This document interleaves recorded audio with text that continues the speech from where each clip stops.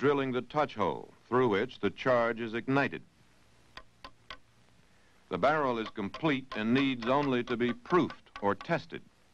This is done by loading 4 times the normal amount of powder along with a patch and ball. This will then be fired from a safe distance.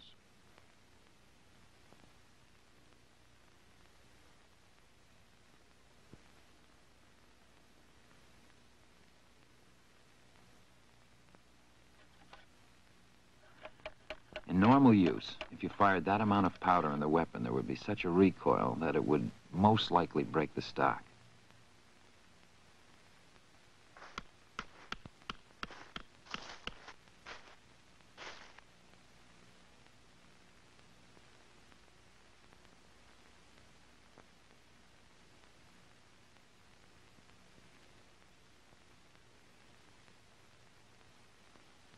We use an old lock to fire the powder train.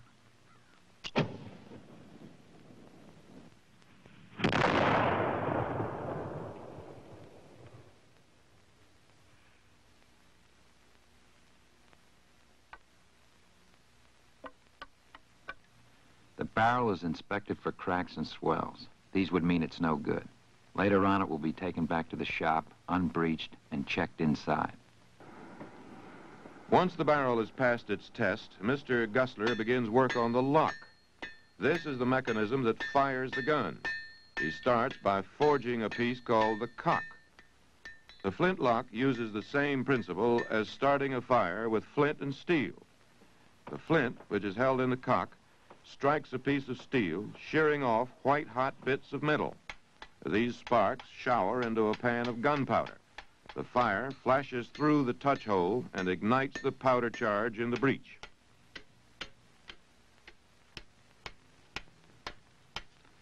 At a white-hot temperature, the iron is very malleable. With the right tools, it can be shaped into about any form. Like wood, iron also has grain. But in iron, the grain is forced into the shape of the object as it's forged. So a forged part is much stronger than the same piece cut from a solid bar, where the grain all runs in one direction.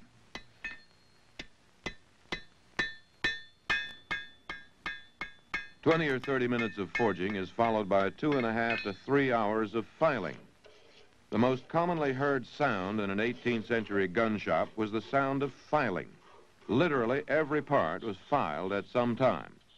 The file is a simple and ancient tool, and those from sites 2,500 years old look the same as those made today. In the 16th century, Leonardo da Vinci designed a file-cutting machine. By 1770, the craft of file making was highly developed in Europe with all the trappings of guilds and specialists.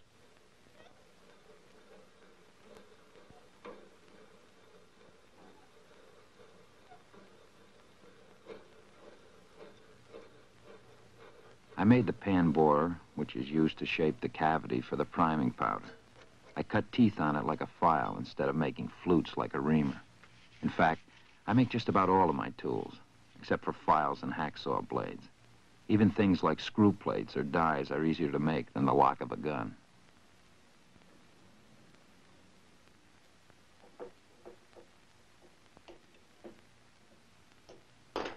Once the lock plate and cock are finished, the remainder of the inside parts of the lock can be made in proportion to them. While Mr. Gusler is forging the internal pieces, his helper is at the merchant store buying supplies. Such things as iron and lead, soft coal and charcoal could be obtained within the colony. So could scrap brass, a necessity, since it was illegal to import unworked brass. Flints and powder were customarily imported at this period, yet it was to the colonists' advantage to use as much locally produced material as possible. By the time of the Revolution, much of the powder needed to fight it was being made in the colonies.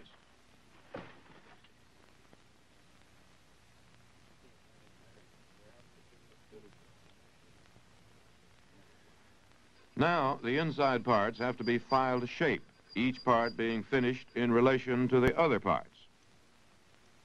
The history of guns up through the 18th century can be told in the development of locks which replaced the original hand-held fuses. Early in the 15th century, mechanically held fuses became a part of the gun and were called matchlocks. The wheel locks solved the problems involved in carrying a burning fuse. This lit the powder with a spark-producing device similar in principle to a modern cigarette lighter. At about the same time, the first complicated flint and steel locks were devised. These were refined and simplified until the beginning of the 17th century, when the present form of flintlock was developed. This had but 4 moving parts and was in use for over 2 centuries, longer than any other system to date.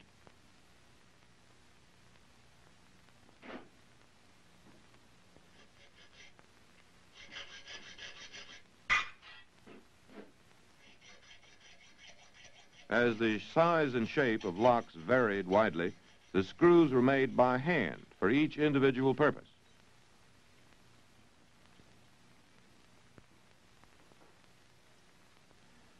Inside the lock, the tumbler controls the movement of the cock.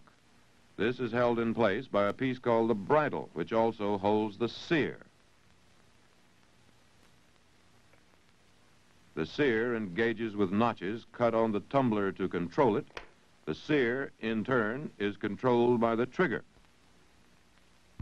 The steel is made of an old file welded to a bar of wrought iron. Welding wrought iron and steel is hard to do because they have different fusing temperatures. The file is the hard striking area for the flint. The wrought iron gives it toughness. If it were made entirely of steel, it would be too brittle and very likely break. Sometimes they are made completely of wrought iron and case hardened.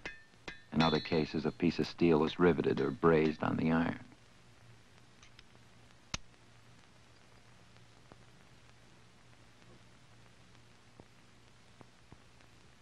Besides being a striking surface for the flint, this piece is also the pan cover.